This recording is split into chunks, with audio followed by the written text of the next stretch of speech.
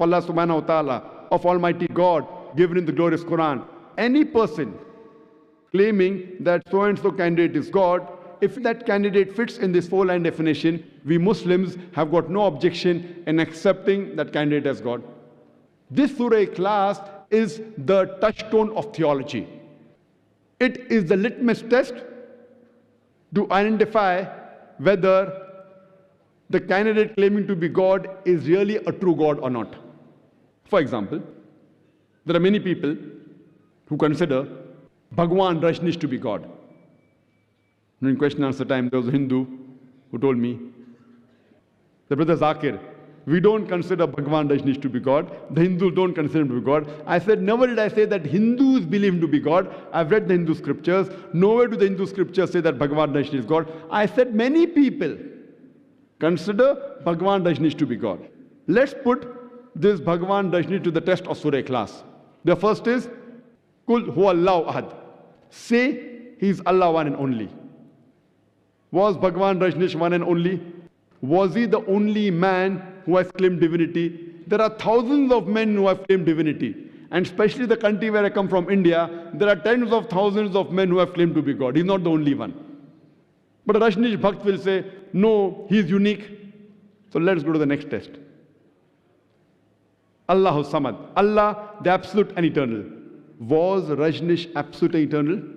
When we read his autobiography, we come to know that Rajneesh, he was suffering from diabetes mellitus, from asthma, from chronic backache.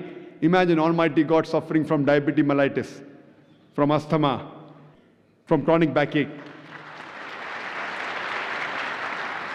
Third test, Lam yalid wa lam yulad. He begets not, nor is begotten. We know Bhagwan Rajneesh, he was born in the state of Madhya Pradesh. He had a mother and father. In 1981, he goes to America. And in the state of Oregon, he starts his village called as Rajneeshpuram. And he takes thousands of Americans for a ride. Later on, the American government, they arrest him. And Rajneesh, he alleges that the American government gave me slow poisoning. Imagine Almighty God being slow poisoned. And in 1985, the American government kicks him out of the country and he comes back to India. And in the city of Pune, he goes back to his center, which is today called as Osho Commune. And if you go to his center in Pune, there is a Samadhi. And on the Samadhi, there is a stone which mentions there, Bhagwan Rajneesh, Osho, never born, never died, but visited the earth from the 11th of December 1931 to the 19th of January 1990. Never born, never died, but visited the earth from the 11th of December 1931 to the 19th of January 1990. They forgot to mention on his Samadhi that he was not given visas to 21 different countries of the world. Imagine Almighty God coming on this earth to visit the earth and requires visa to go to different countries. And the Archbishop of Greece said, if you don't remove Rajneesh out of this country, we'll burn his house and the house of his disciples.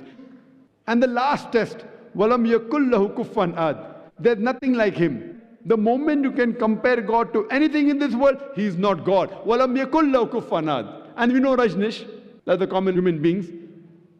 He had 2 eyes, 1 nose, 1 mouth, white beard, 2 hands. The moment you can compare God to anything in this world, he is not God. Walam yakul lahu kufuwan ahad.